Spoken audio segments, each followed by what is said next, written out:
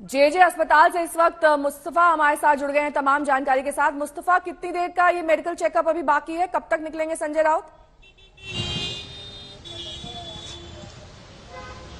बिल्कुल आधा घंटे का समय लगेगा, जब तरह तरह के टेस्ट जो है वो किए जाएंगे। उनको पूछा जाएगा डॉक्टर की तरफ से कि संजय राउत को कि कोई किसी चीज़ की शिकायत तो उन्हें नहीं है। उसके बाद एक मेडिकल रिपोर्ट तैयार की जाएगी। वो मेडिकल रिपोर्ट लेकर के पुलिस जो है इसी रास्ते से आप कह सकते हैं निकलेगी और यहाँ से सीधा फोर्ट की तरफ जाएगी, जहाँ पर पीएमएलए कोर्ट है वहाँ पर उनको प्रोड्यूस किया जाएगा।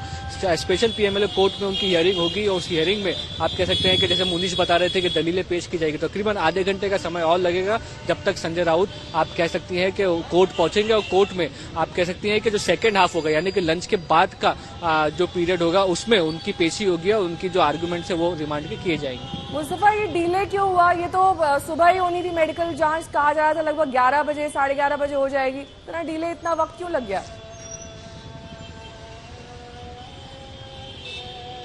बिल्कुल ईडी के द्वारा, अधिकारियों के द्वारा ये कहा जा रहा है कि कल देर रात तक संजय राउत के साथ पूछताछ चली है। उसके बाद कई अहम खुलासे हैं जो सामने आए हैं। उन अहम खुलासों को रिमांड कॉपी के जरिए पेश करने की जो प्रक्रिया है वो सुबह से ही शुरू थी। इसीलिए संजय राउत को मेडिकल टेस्ट के लिए लाने में देरी हो गई और कहीं ना कहीं इस पूरी जो इन्वेस्टिगेशन है उसको सीनियर ईडी के जो दिल्ली के ऑफिसर्स हैं वो ओवरसी कर रहे हैं। वो कुछ देर के लिए आए थे। उसके बाद एएसजी को लीगल ब्रीफिंग की गई कि किस तरह से इस केस को पेश करना है कोर्ट के सामने। इन सारी प्रक्रियाओं में ईडी का कहना है कि थोड़ा देर लग गई और अक्सर ये देखा जाता है कि जो रिमांड होती है, जो कस्टडी के लिए रिमांड की पेशी होती है वो लंच के बाद ही होती है। तो तुरंत 2:45 को जब मेरा ख्याल है लंच टाइम खत्म होता है, उसी 2:45 के बीच में ही आप कह सकते हैं कि संजय राउत को कोर्ट में प्रोड्यूस कर दिया जाएगा। 2:45 बजे के आसपास वो वक्त बताया जा रहा है जब कोर्ट में उनकी पेशी होगी, यही आप कह रहे हैं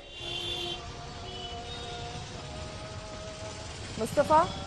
जी बिल्कुल, 2:45 का वो वक्त होगा। 2:45 से 5 के दरमियान जो है पूरी प्रक्रिया कोर्ट को पूरी करनी होगी। साथ ही मुस्तफा, जेजे अस्पताल में आप बता रहे हैं लगभग आधे घंटे का वक्त और लग सकता है। इस बीच ये माने कि जो कोर्ट और अस्पताल के दरमियान का वक्त होगा वहां कहां ले जाया जाएगा संजय राउत को?